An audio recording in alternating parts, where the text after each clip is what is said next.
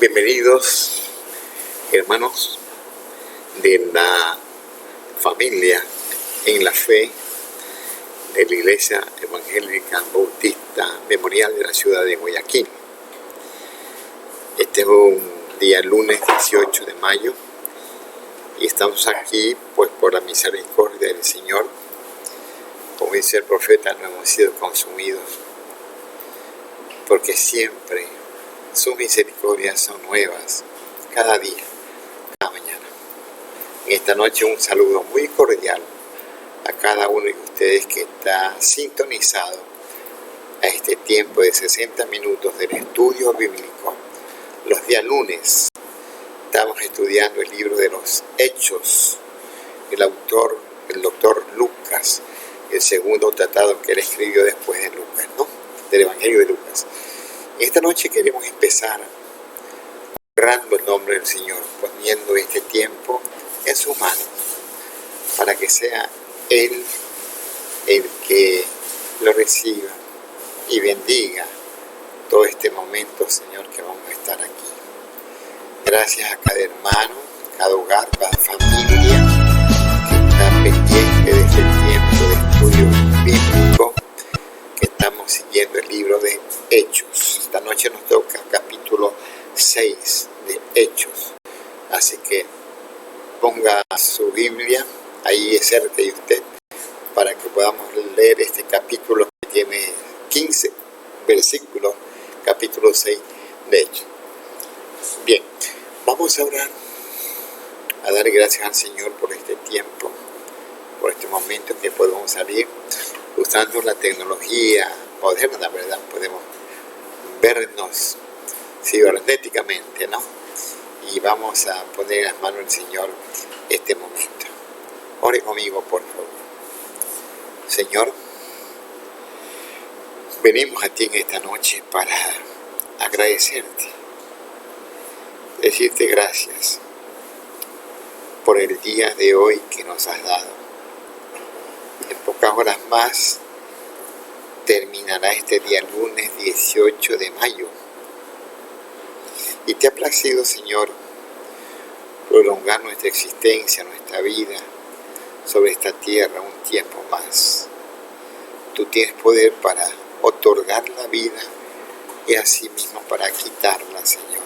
Así lo dice Samuel en el Antiguo Testamento. Y, oh Dios, gracias también por la provisión del día de hoy. No ha faltado el alimento en nuestra mesa. La provisión diaria, Señor, la hemos tenido. Solo te pedimos ahora, Señor, que nos ayudes a poder ayudar a aquellos que tienen menos que nosotros y que necesitan, Señor, que están pasando por una situación muy difícil económicamente. No tienen dinero y por lo tanto no pueden conseguir la provisión para su familia, para los suyos. Señor, provee. En la Biblia encontramos que tú nos enseñaste que si tú cuidas de las aves, cuánto más nos cuidarás de nosotros, que somos tus hijos, hechos a tu imagen y semejanza. Señor, gracias en esta noche. Bendiga también a aquellos hermanos que están con el proyecto Manos que Dan, que los hermanos puedan añadirse a este proyecto, Señor, de llevar una provisión, un alimento, Señor, a familias necesitadas de nuestra iglesia, de nuestra comunidad. Bendecimos todo este tiempo, Señor, y honramos tu presencia. En el nombre de Jesús oramos. Amén y amén. Bien, nos hemos saludado, hemos orado, pido la dirección del Señor para este tiempo. Y vamos ahora a los cánticos, ¿verdad? Hay un himno que quiero compartirles, las pisadas del Maestro. ¿En qué pisadas está siguiendo usted? ¿Son las del mundo o las de su Maestro? Vamos a escuchar esta noche este himno muy hermoso.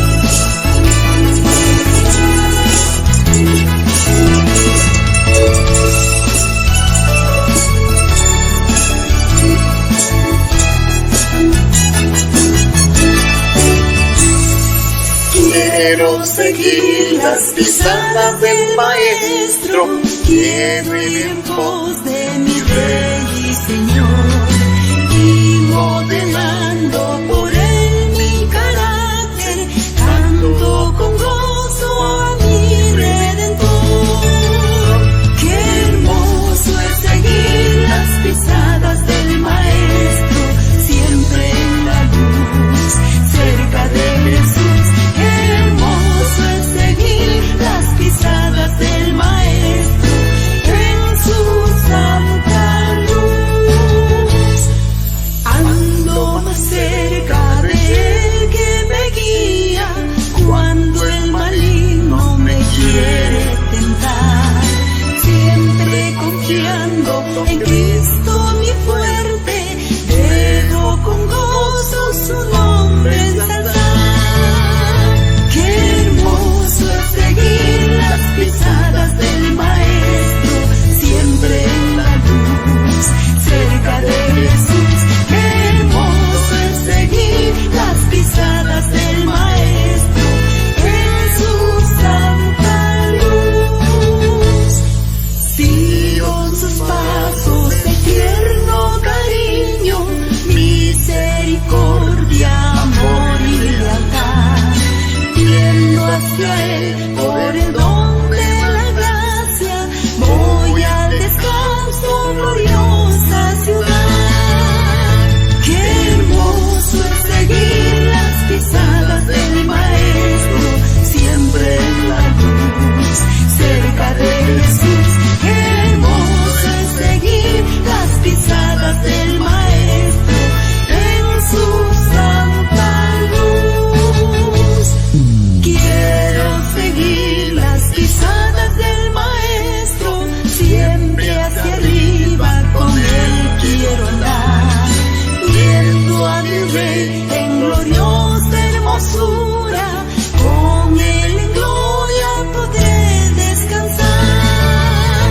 Qué hermoso es seguir las pisadas del Maestro, siempre en la luz, cerca de Jesús.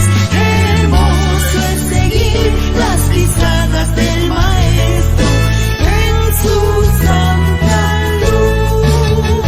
Qué hermoso es seguir las pisadas del Maestro, siempre en la luz, cerca de Jesús. Qué hermoso es seguir las pisadas del Maestro, en su santa luz.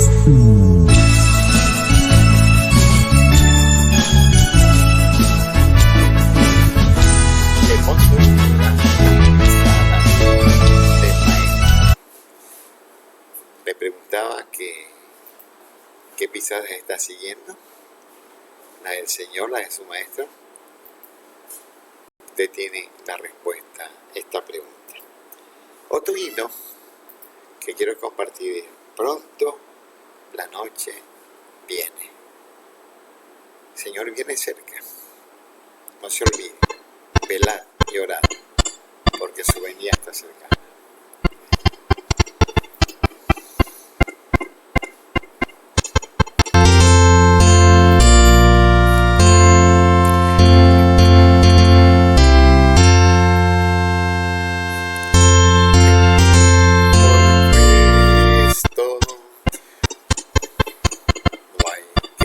Descansar. Pronto la noche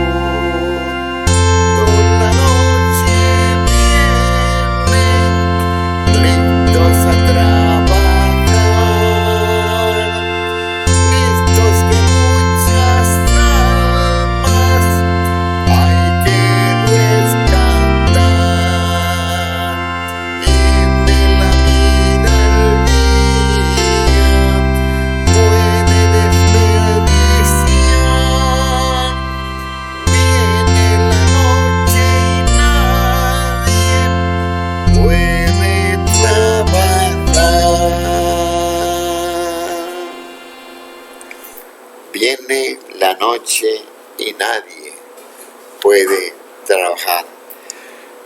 La misión de la iglesia, el llamado que el Señor hizo a la iglesia, a su iglesia, a su esposa, es a ganar almas. Y esa comisión no ha cesado. Hace 2000 años el Señor la dejó a sus discípulos y los discípulos la transmitieron a su vez a los discípulos que ellos hicieron. Y así ha venido transmitiéndose de generación en generación. Han pasado 2000 años y 20 años más y aún ese mandato está vigente, en plena acción. Bien, vamos a entrar al estudio de Hechos, capítulo 6, todo el capítulo que tiene 15 versículos. Vamos a tratar de verlo en esta noche. Hechos 6, busque su Biblia para que podamos compartir juntamente con ustedes. Después de Juan, ahí viene Hechos. En aquellos días, como creciera el número de los discípulos, hubo murmuración de los griegos contra los hebreos, de que las viudas de aquellos eran desatendidas en la distribución diaria. Entonces los 12 convocaron a la multitud de los discípulos y dijeron: no es justo que nosotros dejemos la palabra de Dios para servir a las mesas. Buscad, pues, hermanos, de entre vosotros a 7 varones de buen testimonio, llenos del Espíritu Santo y de sabiduría, a quienes encarguemos de este trabajo. Y nosotros persistiremos en la oración y en el ministerio de la palabra. Agradó la propuesta a toda la multitud y eligieron a Esteban, varón lleno de fe y del Espíritu Santo, a Felipe, a Prócoro, a Nicanor, a Timón, a Parmenas y a Nicolás, prosélito de Antioquía, a los cuales presentaron ante los apóstoles, quienes orando les impusieron las manos. Y crecía la palabra del Señor, y el número de los discípulos se multiplicaba grandemente en Jerusalén. También muchos de los sacerdotes obedecían a la fe. Y Esteban, lleno de gracia y de poder, hacía grandes prodigios y señales entre el pueblo. Entonces se levantaron unos de la sinagoga llamada de los libertos, y de los de Cirene, de Alejandría, de Sicilia y de Asia, disputando con Esteban. Pero no podían resistir a la sabiduría y al espíritu con que hablaba. Entonces sobornaron a unos para que dijesen que le habían oído hablar palabras blasfemas contra Moisés y contra Dios. Y soliviantaron al pueblo y a los ancianos y a los escribas, y arremetiendo le arrebataron y le trajeron al concilio. Y pusieron testigos falsos que decían: este hombre no cesa de hablar palabras blasfemas contra este lugar santo y contra la ley. Pues le hemos oído decir que ese Jesús de Nazaret destruirá este templo y cambiará las costumbres que nos dio Moisés. Entonces todos los que estaban sentados en el concilio, al fijar los ojos en él, vieron sus rostros como el rostro de un ángel. Hasta aquí la lectura que hemos tomado de la palabra del Señor, el capítulo 6 del libro de los Hechos. Que Dios añada bendiciones a esta palabra eterna, viva, eficaz, más cortante que toda espada de doble filo, que penetra las coyunturas, las uniones de los huesos, los tuétanos, las médulas de los huesos.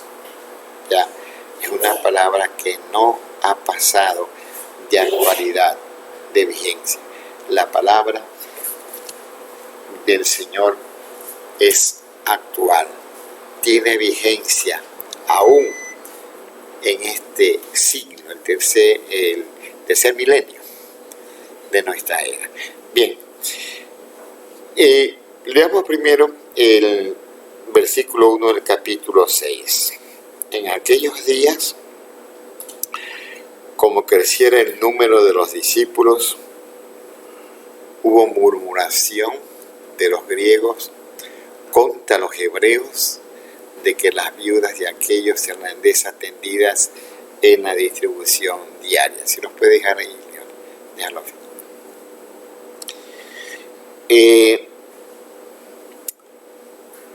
Por Hechos 4:4, que dice: pero muchos de los que habían oído la palabra creyeron, y el número de los varones era como 5,000. Hubo mucha gente que se convirtió, ¿ya? Hicieron la experiencia o tuvieron una experiencia del nuevo nacimiento. Cuando una persona acepta a Jesucristo como su Señor y Salvador y cree que el sacrificio que Él hizo en la cruz del Calvario es suficiente y total, ya, para otorgarnos primero perdón de pecados, vida eterna, y luego ser adoptados como hijos de Dios debido a esta experiencia de creer y recibir a Jesús. Los apóstoles compartieron este mensaje de salvación que habían recibido del Señor. Vayan, hagan discípulos, enséñenles, compártanles lo que de mí han aprendido, la doctrina que el Señor les enseñó, y bautícenos. Aquí, según el texto que leímos, se entregaron muchos y el número creció, ya, creció, dice, tanto que los convertidos llegaron a ser como 5,000, ya. Y Hechos nos dice aquí que como creciera el número de los discípulos, ya. Ahora, es posible que esta cifra ya fuera mayor a los 20,000 hombres y mujeres, dice un comentarista bíblico. Sumando los 120 del aposento, los 3,000 que se convirtieron en la proclamación del Evangelio en Pentecostés, y ahora estos 5,000, eran ya como cerca de 20,000 varones y mujeres. Y el doctor Lucas utiliza dos términos aquí. Hubo murmuración de los griegos contra los hebreos. Cuando Lucas se refiere aquí a los hebreos, le está citando es a aquella población judía de nacimiento en la Palestina. Aquellos judíos que habían nacido en la Palestina, a ellos los llama hebreos, se habían establecido allí. Y griegos se refiere a los judíos de la diáspora, de la dispersión. Llegó una persecución y la iglesia tuvo que expandirse, salir de Jerusalén. ¿Ya? Y entonces, estos son los griegos a los que él menciona. Son los judíos que son producto de la diáspora. Ahora, los judíos de Palestina miraban con recelo a los griegos debido a que habían asimilado algunos aspectos de la cultura griega. Los griegos eran paganos,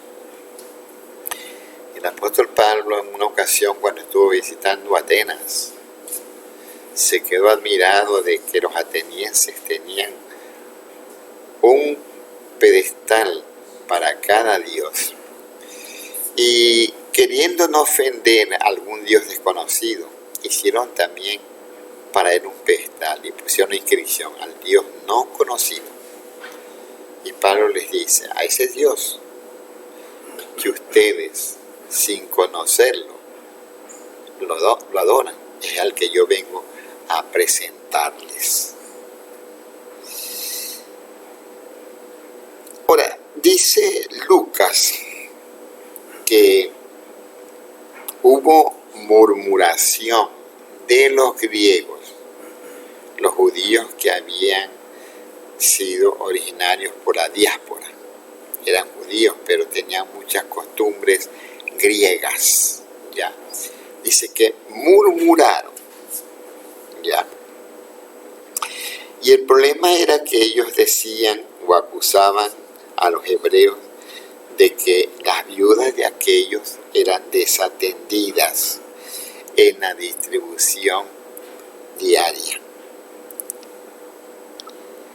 Los griegos consideraban que sus viudas no estaban recibiendo una parte equitativa de los alimentos que la iglesia suministraba para su cuidado. La Biblia nos habla de que las viudas deben ser atendidas por la iglesia. Y aquí estos griegos, judíos griegos, consideraban que las viudas de ellos no estaban siendo atendidas de la misma manera que las viudas hebreas, que había algo que no estaba correcto allí y que dio motivo a una murmuración en la congregación, en la asamblea. El murmurar, hermanos, es como cuando un río se acrecienta y su corriente cruza por debajo de las bases de un puente y pronto va minando la estructura de ese puente, las bases del puente, hasta que el puente cae. La murmuración puede llegar a partir una iglesia si no se para esto a tiempo. Y por los apóstoles se percataron de esta situación, de esta murmuración que había, este descontento entre los griegos y los hebreos. Y entonces tomaron acción. Dice el versículo 2 de Hechos: entonces los 12 convocaron a la multitud de los discípulos y dijeron: no es justo que nosotros dejemos la palabra de Dios para servir a las mesas. Ahora, esta palabra que traduce mesa podría referirse a aquellas mesas que eran utilizadas para asuntos de negocios. Por ejemplo, ¿recuerdan ustedes cuando el Señor arrojó a latigazos a los mercaderes que estaban en el templo? Tenían las aves que utilizaban ahí para el sacrificio, para la ofrenda, las palomitas y mesas. Entonces el Señor a latigazo limpio sacó a los mercaderes y derribó las mesas de ellos. También puede referirse a las que se utilizaban para servir las comidas. La iglesia tenía las cenas ágapes, cenas de amor, en donde los hermanos se servían alimentos allí. Y eran unas mesas comunes, ¿no?, que se utilizaban para servir estas comidas. El hecho de ocuparse en asuntos monetarios o en servir las comidas, habría alejado a los 12 de su actividad primordial, cual era la de compartir el Evangelio. Los apóstoles se vieron de pronto involucrados en la repartición diaria de estas canastas de amor, de alimentos, que vieron que estaban distrayéndolos de la función principal, la primera, compartir el Evangelio. Y no querían que esto siguiera ocurriendo así. ¿Ya? Entonces, el capítulo 6, versículo 3 de Hechos, nos dice lo siguiente. 6:3. Ellos dijeron a la asamblea, a la multitud: buscad pues, hermanos, de entre vosotros a 7 varones de buen testimonio, llenos del Espíritu Santo y de sabiduría, a quienes encarguemos de este trabajo.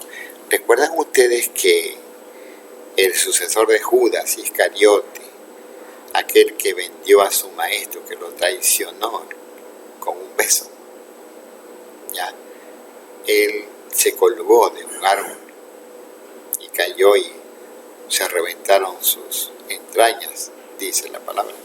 Fue luego sustituido por Matías y quedan nuevamente los 12 apóstoles que el Señor llamó originalmente, ¿no? Entonces, los apóstoles pidieron a la asamblea, a la multitud, a la iglesia, que nombren entre ellos a 7 varones de buen testimonio, llenos del Espíritu Santo y de sabiduría, a quienes encargasen de este trabajo, para ellos no desviar el fin principal, el primero, que era continuar con la predicación del Santo Evangelio de salvación. Ahora, no se trataba de diáconos, según los términos posteriores del funcionamiento eclesial, aunque ejercían algunas de sus responsabilidades. Un diácono es un servidor de la iglesia. Mire, hermano, al pastor lo llama, a esa vocación la llama el Señor, al pastor.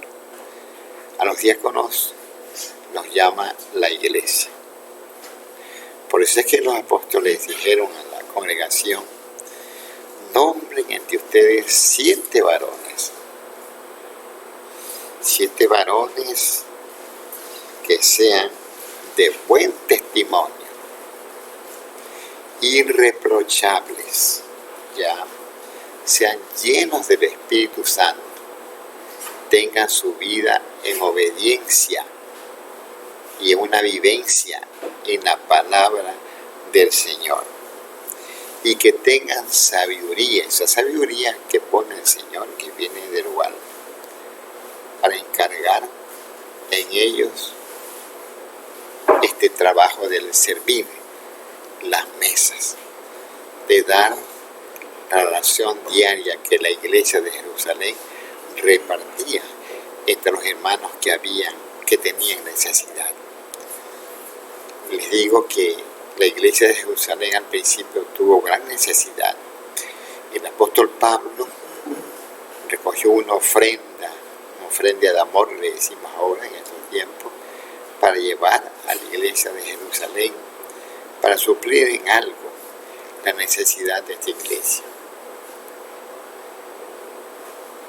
Hubieron hermanos que tenían propiedades y que las vendieron y trajeron todo lo lo que esa propiedad había generado y lo pusieron ese dinero en los pies de los apóstoles para que ellos resolvieran ya a quién entregar o qué hacer con aquel dinero. Al principio, este ministerio diaconal, ellos no lo hicieron para que fueran llamados diáconos, pero el diácono es un servidor del Señor. Un diácono es aquel que sirve a su iglesia. Primero sirve a su Señor, por supuesto, y luego sirve a la iglesia en sus necesidades. Los oficiales que tienen la iglesia son pastores y diáconos. Estos varones serían los encargados de este ministerio del servicio a las mesas, atender las necesidades que habían en aquella congregación que estaba creciendo. Y a medida que una congregación crece, también crecen los problemas, surgen problemas, dificultades. Porque recuerde usted que la iglesia está conformada por hombres y mujeres pecadores que hemos sido perdonados. Nuestros pecados han sido perdonados. ¿Ya? Pero lamentablemente también a veces seguimos fallándole al Señor. Y la iglesia de Jerusalén lo hizo así, ¿no? En el versículo 4 de Hechos 6 encontramos que la Escritura dice, Lucas dejó escrito, y nosotros, dijeron los apóstoles, persistiremos en la oración y en el ministerio de la palabra. Miren, la oración y el ministerio de la palabra. Ese era lo fundamental para ellos. Lo principal, oración y seguir continuando con la predicación, con expansión del Evangelio aquí en la tierra. Y nosotros persistiremos en la oración y el ministerio de la palabra. Los apóstoles no querían desligarse de esto, hacer que situaciones que podían arreglarse los llevasen a que ellos fueron descuidando este ministerio principalísimo, el de la oración y el seguir compartiendo, presentando el santo evangelio del Señor. Versículo 5. Agradó la propuesta a toda la multitud que eligieron a Esteban, varón lleno de fe y del Espíritu Santo, a Felipe, a Procor, a Nicanor, a Timón, a Parmenas y a Nicolás, prosélito de Antioquía. Miren que los 7 varones que escogió la iglesia de Jerusalén, todos ellos tenían nombres griegos. Todos. Estos son nombres griegos.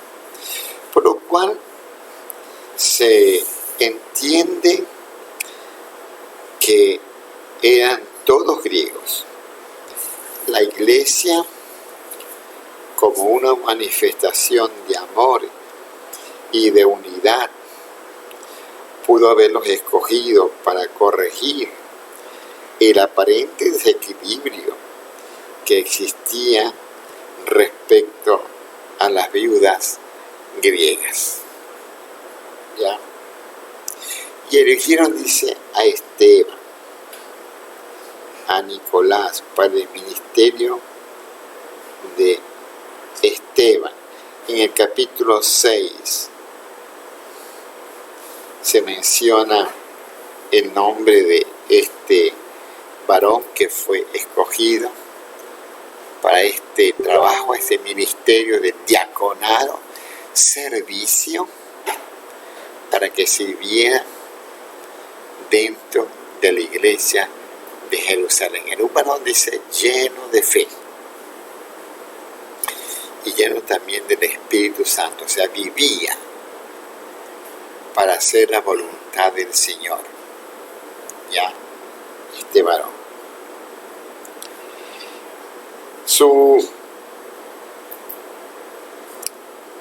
El martillo de Esteban llegó a ser,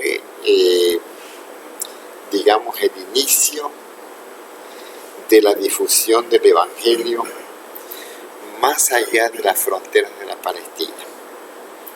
¿Ya? Felipe también jugó un papel protagónico en la difusión del Evangelio. Ningún detalle se conoce acerca de los otros 5 varones.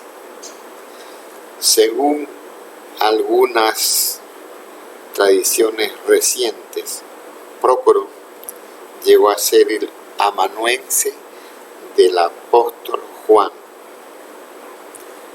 aquel que amaba, que el Señor amaba.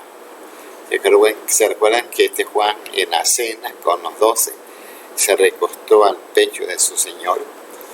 Y los demás le dijeron, pregúntale, ¿cuándo serán estas cosas? Ya. Dice que Prócoro llegó a ser amanuense, el escritor del apóstol Juan, para escribir su evangelio. Y Nicolás fue un gentil de Antioquía, convertido al judaísmo, un prosélito. Era cuando un gentil se convertía al judaísmo, los llamaban prosélito. Ya. De ahí no se sabe más de los demás, del resto, pero Esteban y Felipe,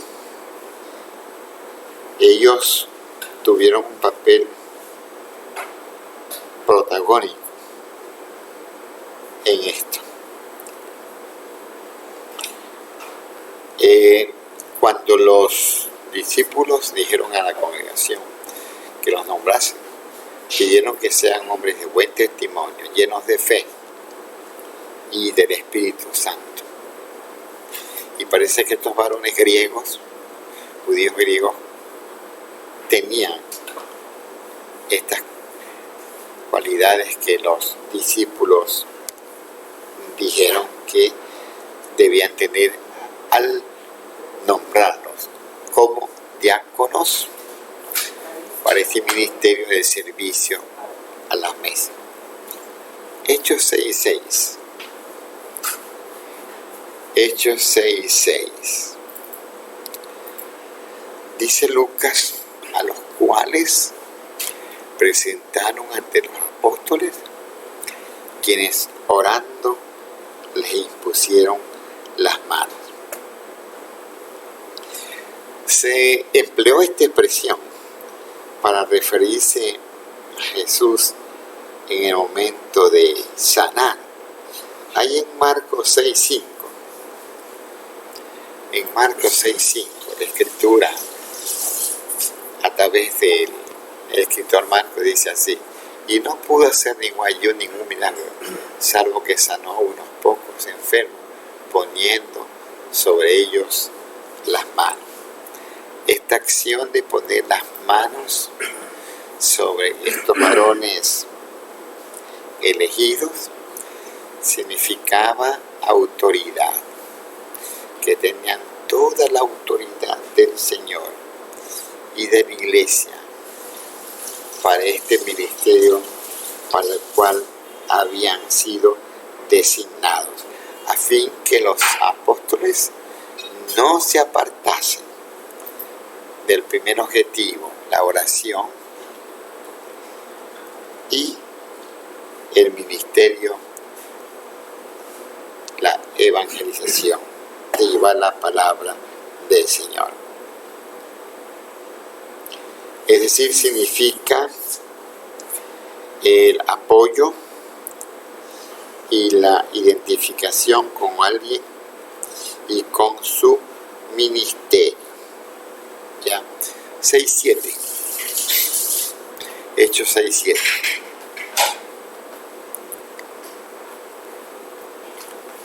Y crecía la palabra del Señor y el número de los discípulos se multiplicaba grandemente en Jerusalén. También muchos de los sacerdotes obedecían a la fe. Crecía. ¿Por qué crecía la palabra? Porque la palabra era publicada, era llevada. No dejaban de compartir estos hermanos en plazas, mercados, en todo lugar, ya lo que habían recibido de la doctrina de los apóstoles. Y entonces, de esta manera, la palabra del Señor crecía. Hoy en día, la iglesia del Señor, con mucha pena tengo que decirlo, no está cumpliendo con este mandato. Y la palabra no crece, no llega. Vivimos un evangelio light, donde del hogar vamos al templo y del templo al hogar. Y la iglesia que es repartida los días lunes en los colegios, universidades, en el mercado, en las profesiones, este ministerio no se lleva a cabo, porque la iglesia que somos cada uno de nosotros no estamos haciendo nada para que la palabra del Señor crezca. Crecía la palabra del Señor y el número de los discípulos se multiplicaba grandemente en Jerusalén. Yo dije en una oportunidad que la ciudad de Guayaquil ha sido tremendamente bendecida. Aquí han llegado grandes hombres, ministros del Señor, sí, ya, ministros del Señor. Ha sido evangelizada muchas veces, pero sin embargo es una ciudad donde hay mucho pecado, mucha desobediencia a la palabra del Señor. Y aquellos que se identifican con el Evangelio no siempre están haciendo quedar bien al Evangelio del Señor, en este caso al Señor Jesucristo, a quien dicen representar. ¿Ya? Y hermanos, nuestro país necesita del Evangelio del Señor. Miren, estamos siendo en realidad castigados. El SOTE, que es un tubo que lleva el petróleo, ya, que sale de la Amazonía, fue destruido por una erosión que está sufriendo un río. El río Aguarico creo que es. Este río está erosionando la tierra y hay peligro, escúcheme, de que la principal planta, aquella que recoge el agua, ya se quede sin agua porque el curso del río está cambiando o va a cambiar. Hace un mes atrás, la tubería del SOTE que llevaba el petróleo se destruyó. La erosión del río la destruyó. Y ahora hay este peligro que nos quedemos sin energía eléctrica, porque la planta que recepta el agua pronto no tendría el caudal de agua que necesita para cumplir con su propósito. Y hermanos, como dice el refrán, das cuernos palos, ¿verdad? La pandemia, la pérdida del trabajo, la economía hecha a pedazos ya de los hogares, las familias, del país entero, y ahora este asunto de la erosión de este río, que está poniendo en peligro que esta planta que acoge el agua ya no tenga más agua, porque el curso del río cambie y ya no llegue el agua para allá. Tenemos que orar para que este evangelio pueda llegar a los corazones de los hombres y cambiarlos. Otro escándalo más de corrupción, y en un tiempo como este ha salido a la luz. El país sigue de tumbo en tumbo, y la iglesia del Señor tiene que levantarse y hacer como hizo la iglesia de Jerusalén, que la palabra del Señor crezca por la predicación que es llevada a toda latitud, a todos los estratos sociales, a toda persona. Y crecía la palabra del Señor. El versículo 8 de Hechos 6.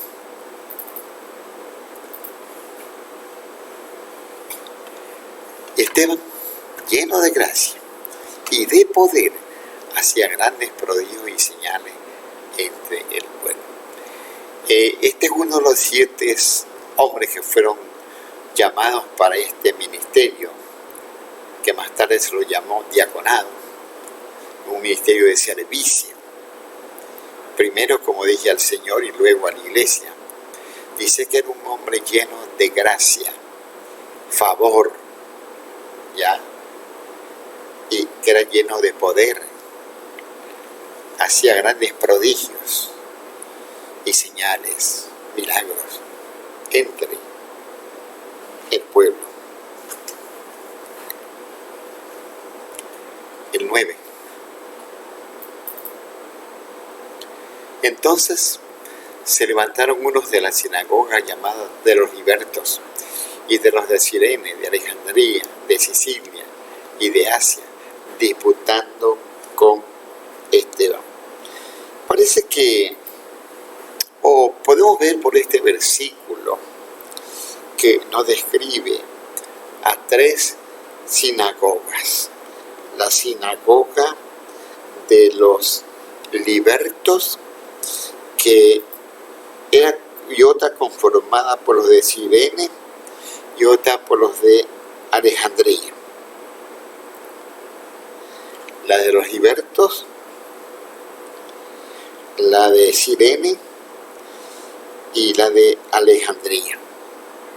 3 sinagogas. Las sinagogas era un pequeño templo donde se reunían los judíos allí los días sábados, en el Shabbat, y tenían un rabino. 10 personas que se reunían sostenían el ministerio del rabino. ¿Ya? Estas 3 sinagogas que menciona aquí el doctor Lucas, ¿ya? Dice que estaban conformadas por personas, una de ellas estaba conformada por personas que provenían de Sicilia y de Asia. Las diferencias culturales y lingüísticas entre los 3 grupos nos hacen pensar que es improbable que asistieran todos a una misma sinagoga. Como dije, la sinagoga eran lugares de reunión que se afianzaron durante el periodo intertestamentario, en los cuales se reunían los judíos dispersos, griegos, por lo general, que no tenían acceso al templo y donde podían congregarse para adorar y leer el Antiguo Testamento, la Torá, la ley. La sinagoga de los libertos, que eran descendientes eran descendientes de esclavos judíos que fueron capturados por Pompeyo en el año 63 a.C. y que fueron llevados a Roma. Más tarde fueron liberados y formaron una comunidad judía y los llamaron los libertos. Los de Cirene, hombres que eran provenientes de Cirene, una ciudad que quedaba al norte de África. ¿Acuerdan ustedes de aquel relato que habla de aquel Simón que fue obligado a que llevase la cruz a nuestro Señor cuando era llevado el Señor a la cruz del Calvario? Ya parece que era de Cirene, de esta parte norte del África, y de Alejandría, que era otra gran ciudad al norte de África, ubicada cerca de la desembocadura del río Nilo. Este predicador que apareció por Corintios, Apolos, era originario de Alejandría. Sicilia y Asia eran provincias romanas localizadas en el Asia Menor, y esto corresponde a lo que actualmente es Turquía. Ahora, la ciudad natal de Pablo, Tarso, era Tarso. Pablo de Tarso se llama él. Está ubicada en Sicilia. Y es probable que Pablo haya asistido a esta sinagoga, ya, de Tarso. Esos hombres que se levantaron de estas sinagogas disputaban, dice, con Esteban. El versículo 10. Esta palabra disputar significa o tiene la idea de un debate formal.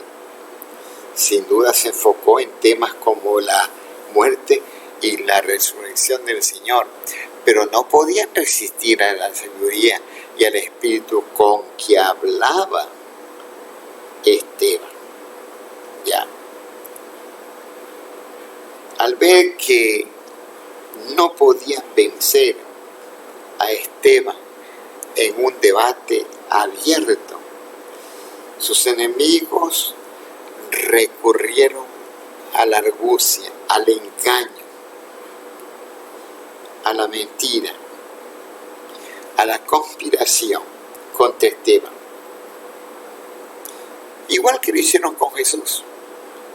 ¿Se acuerda usted que cita la palabra que presentaron testigos falsos ante el Sanedrín para acusarlo al Señor?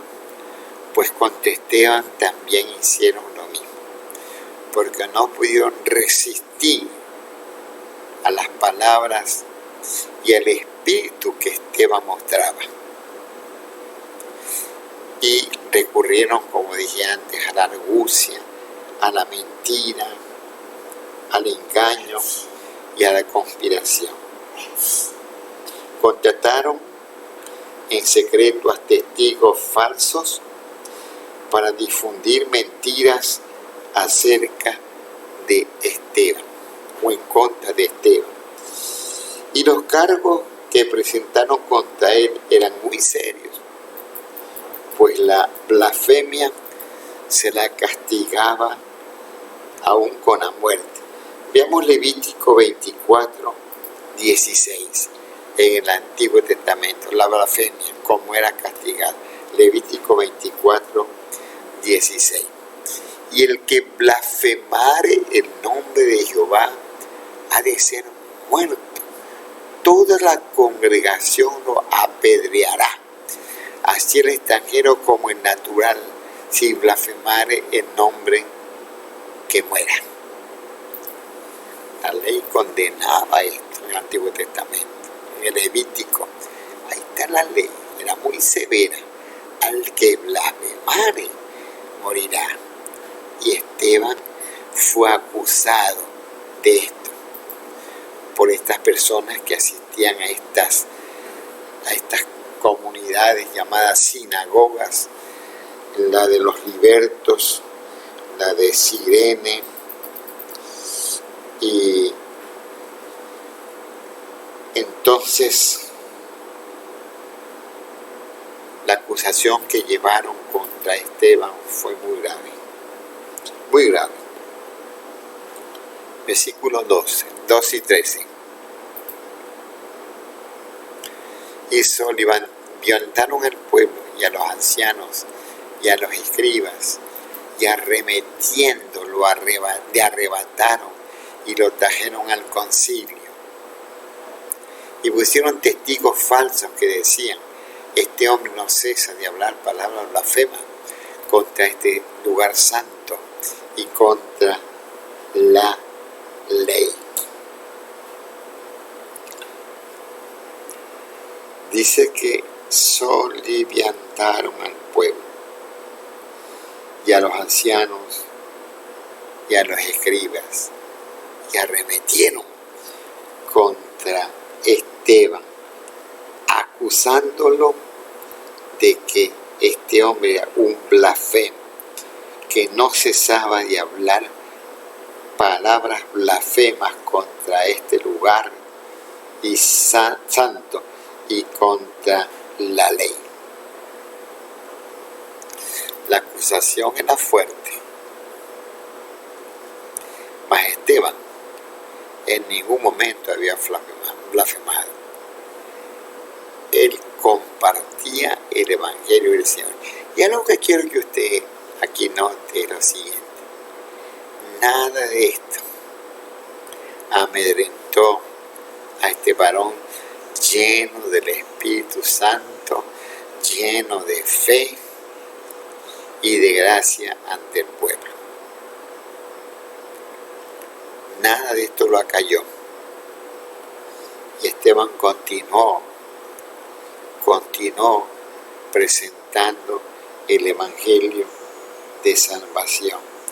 Dice que pusieron testigos falsos, les pagaron, que dijesen que Esteban no cesaba de hablar palabras blasfemas contra este lugar santo, el templo, y contra la ley. Esteban nunca hizo aquello, nunca. Lo que él hizo fue presentar a Jesucristo como su Señor, como Salvador personal de cada persona. Y es lo que tenemos que hacer hoy en día, hermanos. Esta pandemia nos ha permitido que salgamos como iglesia a compartirles a ustedes, ya, a hablar con denuedo, hablar con poder, presentar el Evangelio de salvación. Y aquel pecador que lo reciba, gloria de Dios, aleluya, porque recibe a Cristo como su Señor y Salvador. Pero aquel que no lo reciba, que lo rechace, pues que el Señor tenga misericordia de ellos. Pero no podemos dejar de decir lo que nosotros hemos experimentado con el Señor, que tenemos ya la salvación, que tenemos ya el perdón de pecados, del pasado, del presente y del futuro. Y que tenemos también un lugar donde Jesús fue a preparar para cada uno de nosotros. En términos modernos diríamos un apartamento, una morada, que es lo que el Señor nos dice en Juan 14, ¿verdad? Me voy pues a preparar un lugar para que donde yo esté, vosotros también estéis. Y sabéis a dónde voy, y sabéis el camino. Y Jesús se presentó ante ellos como el único camino. Yo soy el camino, la verdad y la vida. Nadie viene al Padre si no es por mí. Hermanos, compartamos este evangelio. No callemos. Hablemos. Hablemos con fuego, con autoridad. Con ese poder que nos otorga el Espíritu Santo. No cesemos de hablar cada día al legumbrero, aquel que tiene la tienda, que nos fía de pronto, en todo sitio y en toda hora, de que hay un Jesús que fue a la cruz a morir por ti y por mí, y que resucitó al tercer día, y porque Él vive, nosotros también viviremos, como dice el Señor. El versículo 14 de Hechos 6.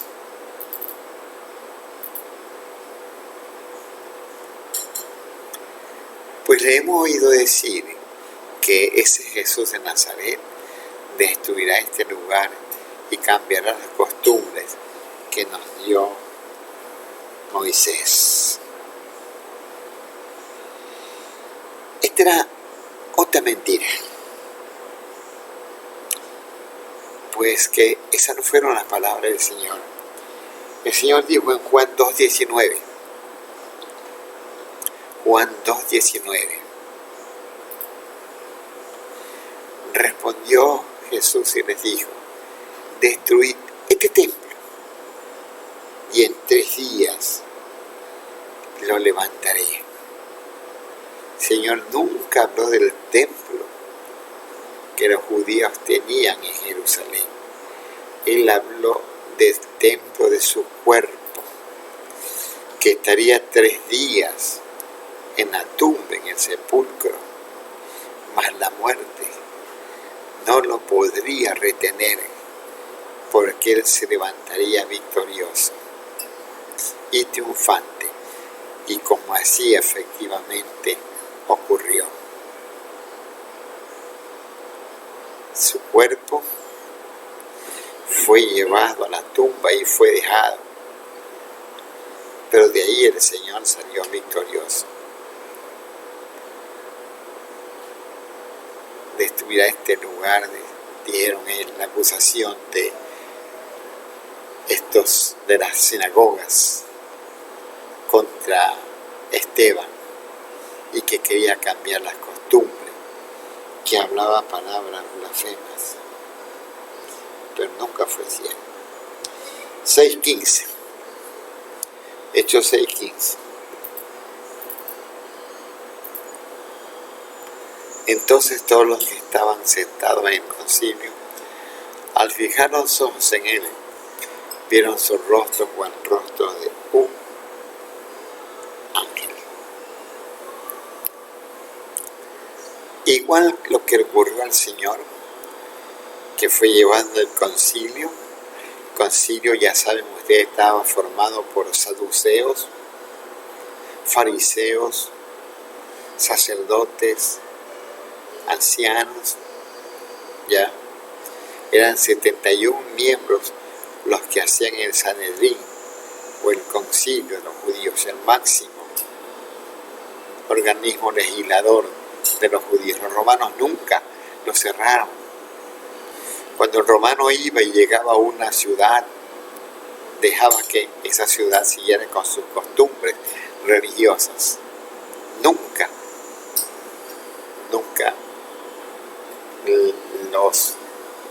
les negaron esto.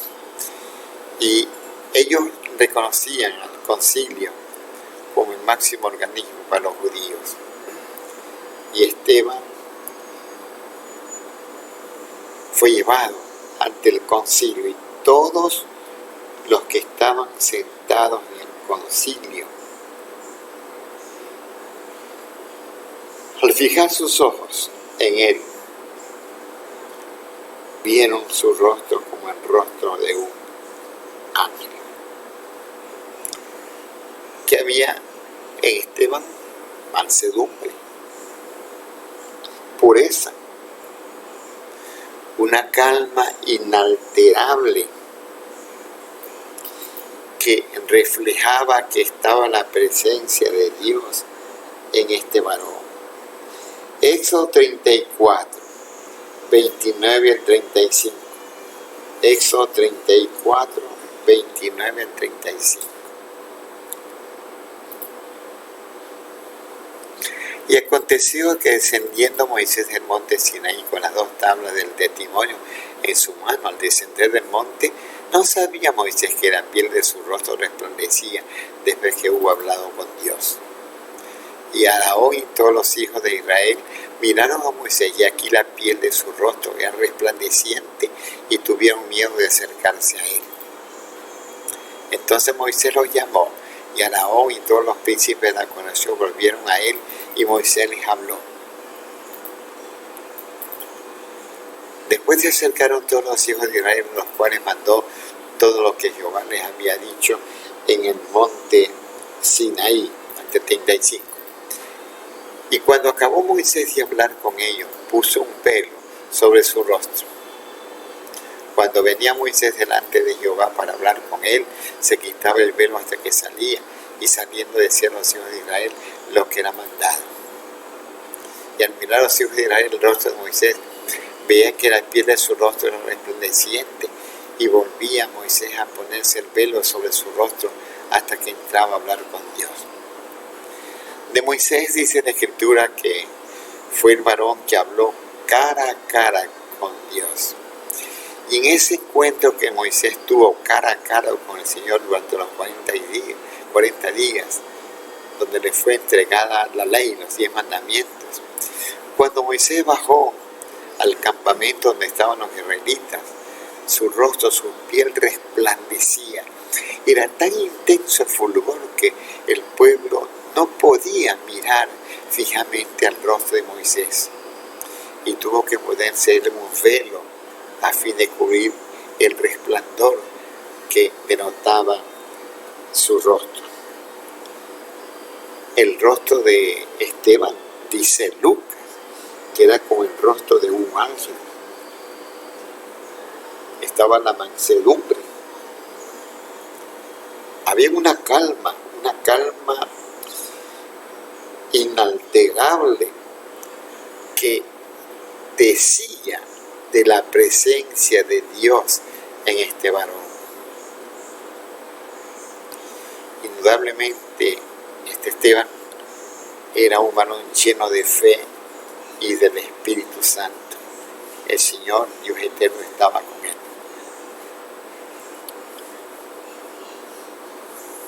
Hasta aquí el estudio que hemos tenido de Hechos 6, del 1 al 15, cuando los apóstoles, viendo que estaba presentándose un problema en la congregación, y eran como 20.000 personas entre hombres y mujeres a ese momento que había allá en la iglesia. Entonces, al percatarse de esto, guiados por el Espíritu Santo, pidieron a la iglesia que nombrase 7 varones de buen testimonio, irreprensibles ante la congregación, llenos de fe, llenos del Espíritu Santo, de sabiduría que venía de Dios, pero que nos ayudasen a ellos en el partimiento del pan, de las mesas, en impartir las mesas, la ofrenda dedicada a las familias que tenían necesidad. Para ellos, los apóstoles, continuar en la oración y en el ministerio de la palabra. Aquí surgió el diaconado. Diácono significa servidor, un hombre que sirve, una mujer que sirve, porque también hay diaconisas. Pablo menciona en el capítulo 16 de Romanos a la diaconisa Febe, ya, cuando menciona a ella, una mujer que era también llena de testimonio, ¿verdad? Os recomiendo además nuestra hermana Febe, la cual es diaconisa en la iglesia en Crea. Ya, hay diáconos y diaconisas en las iglesias. Y ellos se deben encargar de tu ministerio, a fin de que el pastor no se diluya su esfuerzo, ¿verdad?, en estos asuntos que ellos deben encargarse. Ministrar a la iglesia, ya, dedicarse a las cosas del templo, que tienen que ver con el templo.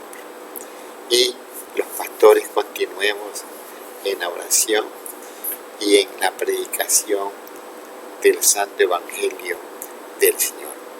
Hermanos amados, el próximo lunes, si el Señor no ha vuelto todavía, estaremos viendo o empezando el capítulo 7 de Hechos, versículos 1 hasta el 15 de este capítulo.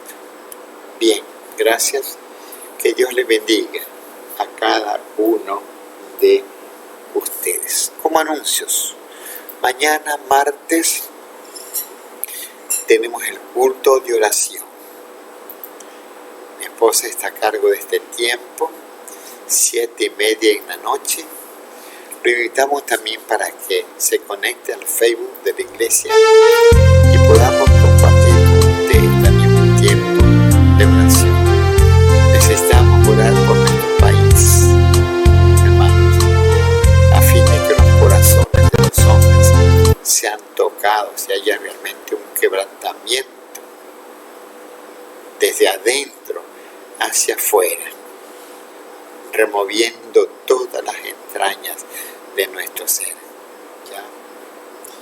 Martes de oración. Día jueves, el hermano Marcos estará presentando la mitad del tema, y el día viernes el hermano Alex Rivas estará terminando el tema número 11 de las lecciones para nuevos creyentes que estamos teniendo jueves y viernes en los dos grupos de oración que tenemos, en el cerro el día jueves y el viernes en la Ciudadela y Etel. Y el domingo saldremos a las 10 de la mañana en el culto dominical. Esos son los anuncios que tenemos para ustedes, y también os convino, les pido que se agreguen a este proyecto Manos que Dan, para que usted pueda dar para ayudar a solventar necesidades de alimento a nuestros hermanos en la iglesia de la fe, Iglesia Evangélica Bautista Memorial. Bien, son esos los anuncios. Vamos a terminar este tiempo cantando un himno. Hallé un buen amigo. Ese amigo es Jesús.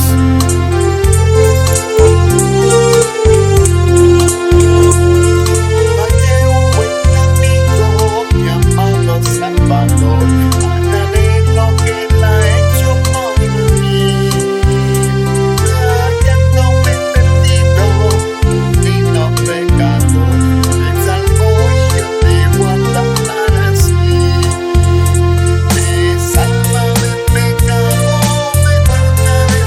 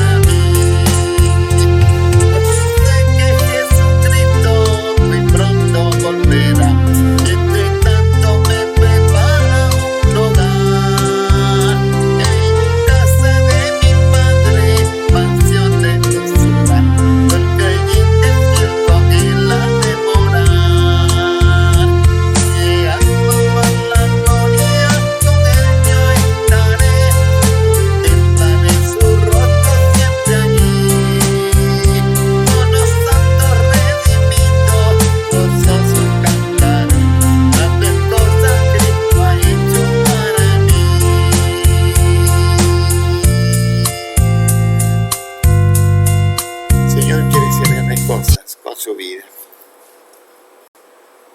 Sométese, hermano. Es difícil, yo sé, pero nos va a ayudar a vivir como Él quiere, santa y piamente, cada día de nuestra vida. Cuando digo una vida santa, es una vida apartada para Él, para servirle a Él. Vamos a hacer, porque esa es la demanda que el Señor hace para cada uno de nosotros. Hermanos, los tiempos están cercanos a su segunda venida, y esta vez no vendrá como Salvador, sino que vendrá como juez. Cada uno se presentará ante Él, unos para vida eterna y otros para perdición y muerte eterna. ¿Dónde quiere estar usted? Con Él, en la gloria, en el cielo, la mansión celestial donde habita Dios,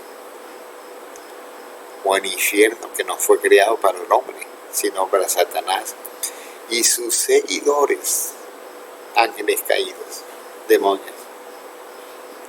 Ellos estarán allí en el lago de fuego y azufre que arde continuamente. Te decide, hermano y amigo. Bien, vamos a despedirnos y queremos orar en esta noche. Acompáñeme en esta oración. Oh Señor, hemos visto por este tratado que escribió el doctor Lucas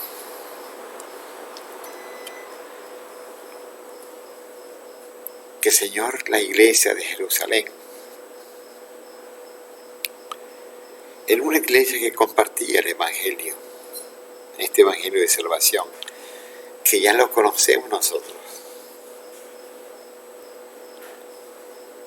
que por el año 54 vinieron al Ecuador hombres y mujeres norteamericanos, misioneros, trayendo este Evangelio, y lo compartieron, Señor. Oh Señor, que podamos con todo valor, con todo denuedo, con toda autoridad, compartir este santísimo Evangelio, esta palabra tuya, Señor, que no ha caducado, porque es una palabra eterna. Ahora queremos pedirte también por nuestro país, Señor,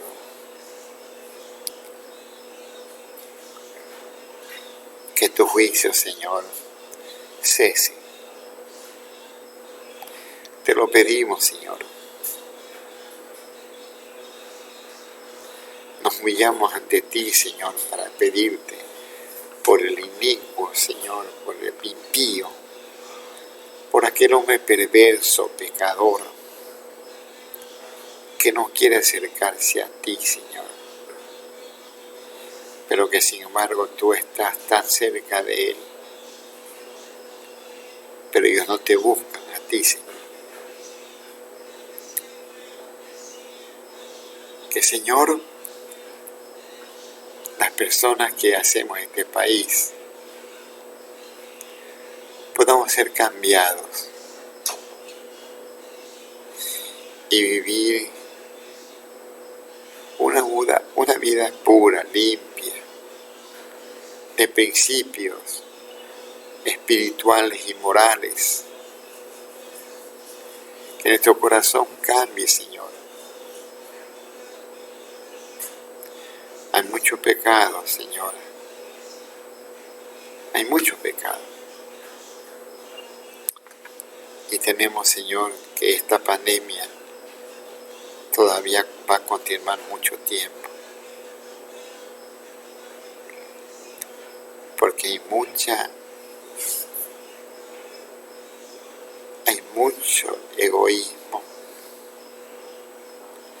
mucha desatención a tu mensaje. No te buscan, Señor, a ti como el Dios verdadero. Mas, Señor, ponemos nuestro país en tus manos para que tú obres, Señor, en piedad y en amor para con nosotros. Señor, te pido por cada creyente de este país, de esta ciudad, que busquemos más de ti cada día. Nos acerquemos a ti, porque tú estás cercano a nosotros, Señor. Gracias por el día de hoy que nos has dado. Y mañana, Señor, no sabemos qué acontecerá con nosotros. Mas como dijo el salmista, en paz nos acostaremos y dormiremos, porque solo tú, Jehová, nos haces vivir confiados. Oramos por cada familia de nuestra congregación, de nuestra iglesia. Que tú los bendigas. Nos guardes del mal, Señor. En el nombre de Jesús nos pedimos. Amén. Amén. Dios los bendiga, mis hermanos. Y queremos también orar por Mario Cueva, de la Iglesia de Israel en Durán. Es un hermano que está enfermo y que necesita de nuestras oraciones. Y también creo que hay una cuenta en un banco para depositar allí, porque hay necesidad de este varón. Y bueno, pues bendecimos al hermano Pedro Goyes,